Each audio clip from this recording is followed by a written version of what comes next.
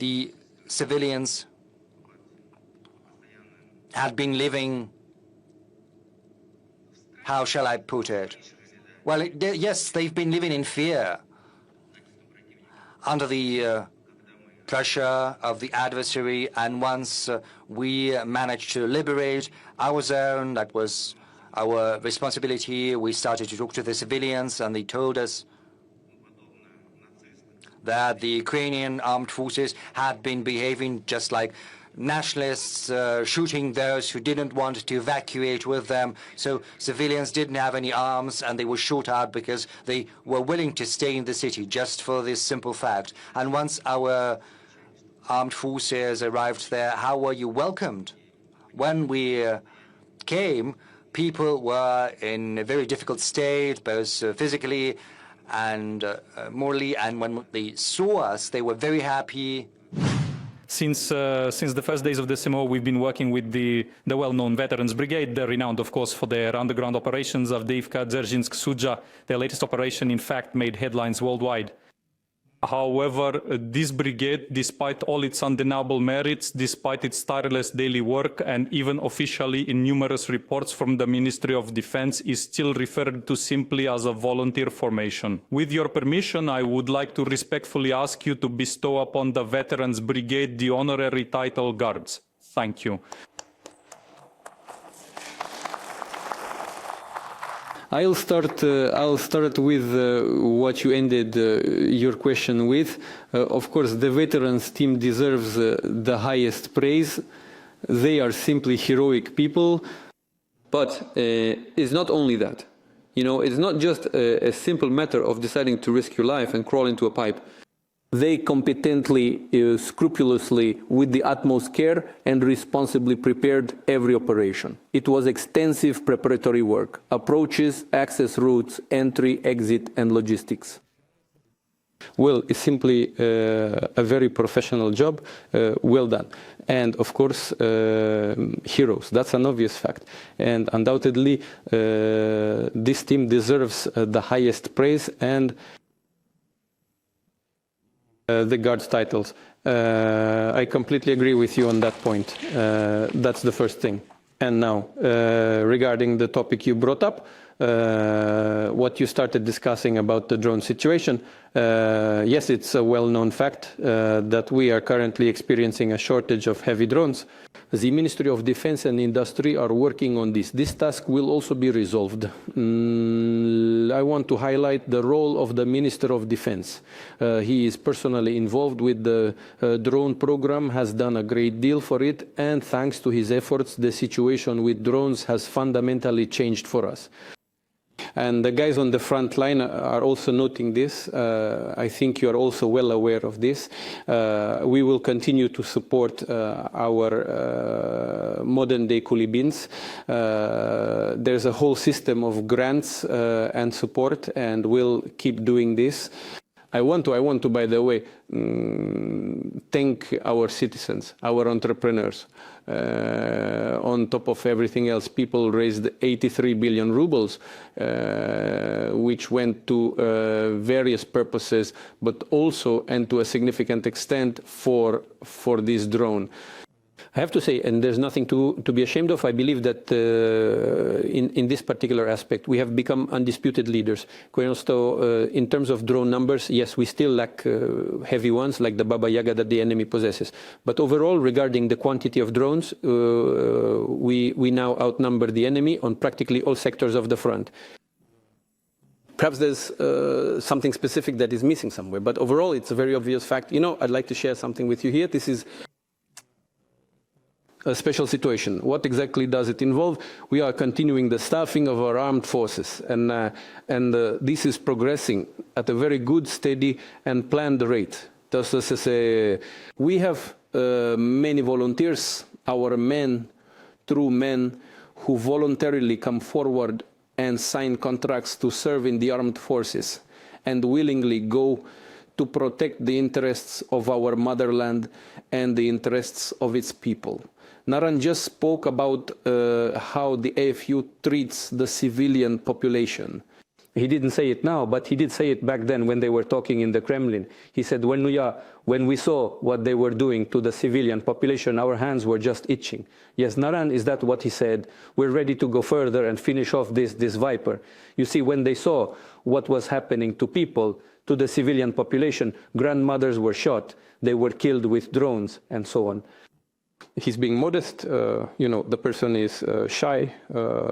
It's probably his first time in an audience like this, but he told me all of this privately. So anyway, regarding our contracts, we had over 400,000 people join us this past year, 406 or 410,000.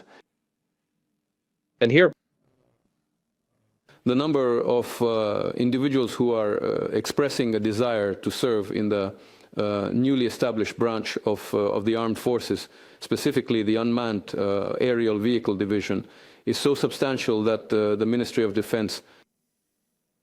It is necessary to announce a competition. And what's quite interesting, what's truly fascinating to observe is that there are some very young men, young individual students enrolled in various higher educational institutions who are actually taking academic leave from their university studies specifically to sign a military contract and then proceed directly to the front lines. And primarily, of course, the conversation is about their active participation in combat operations, specifically in the role of drone operators. here. I understand the person you were speaking with. However, I must say that even those who come here on vacation sometimes continue to engage in the military operations.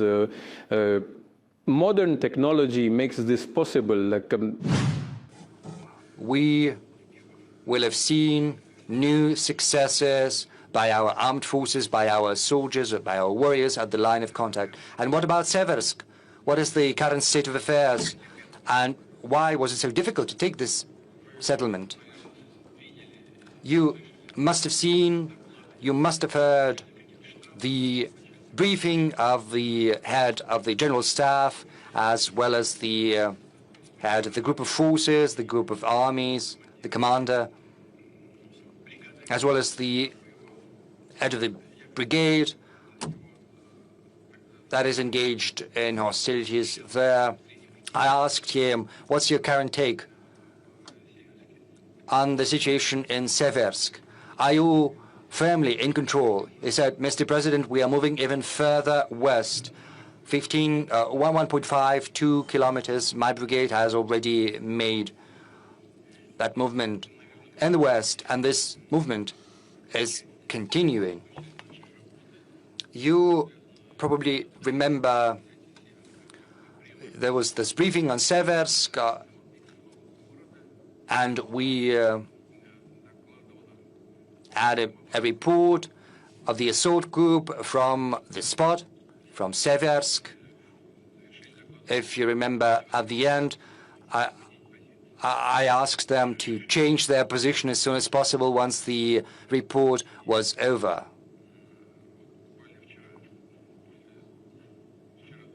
And I think it was yesterday, because time is flying by. We had a meeting at the Ministry of Defense, and once the collegium was over, there was an award ceremony for our warriors. Was it yesterday or the day before yesterday? Yeah, there was an award ceremony for those who participated in the liberation of Seversk, and once that was over, I went back to the Kremlin, to my office, and I asked the head of the assault group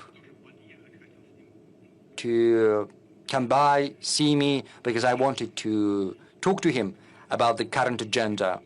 I do that from time to time when an opportunity presents itself. And we also had a meeting on the preparations for today's event, and it came straight to the room of the Security Council, and I asked him to say a couple of words so that every colleague can hear what's the current state of affairs in Seversk, how it happened, and he started recounting, just a couple of words, very briefly. And once he went away, colleagues asked whether we could invite him to the direct line. I said, well, you can ask him, but his leave is not that long, so, we phoned him, and he's here. He agreed. Naran Alekseyevich. There he is. Naran, is that correct? Yes, please, be seated. Take your seat, yeah. Am I correct? Is this how this happened? Yes. If you've got any questions about what is happening in Seversk and how the liberation took place, you can ask him directly. I think it's going to be better. Let's give a round of applause to a hero of Russia. Let's welcome him. Naran Alekseyevich, we saw you during that TV bridge, but we don't know you personally. Can you tell us a little bit about yourself? Where are you from? How long have you been participating in the special military operation? Where did you start? I'm from Kalmykia. I started from Solidar. First, I was just an assault soldier, and now I'm head of the assault unit.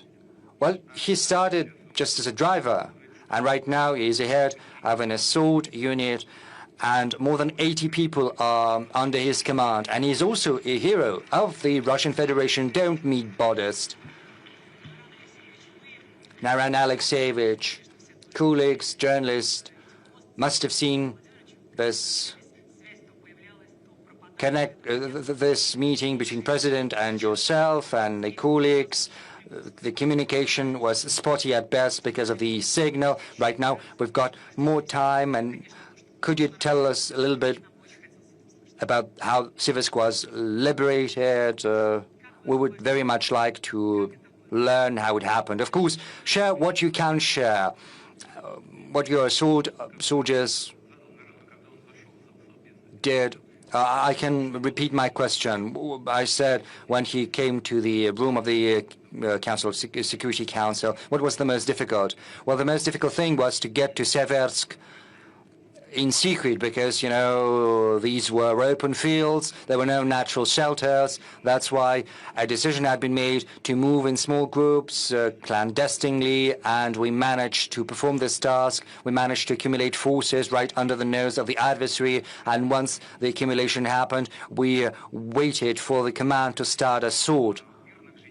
There were many civilians that were staying in Seversk. What was the attitude of the armed forces of Ukraine to civilians? For quite some time, the civilians had been living, how shall I put it? Well, yes, they've been living in fear under the pressure of the adversary, and once we managed to liberate our zone, that was our responsibility. We started to talk to the civilians, and they told us that the Ukrainian armed forces had been behaving just like nationalists, shooting those who didn't want to evacuate with them. So civilians didn't have any arms, and they were shot out because they were willing to stay in the city just for this simple fact. And once our armed forces arrived there, how were you welcomed? When we came, people were in a very difficult state, both physically and morally, and when they saw us, they were very happy. They had been listening in secret to Russian radio, waiting for us to arrive, and they were very happy.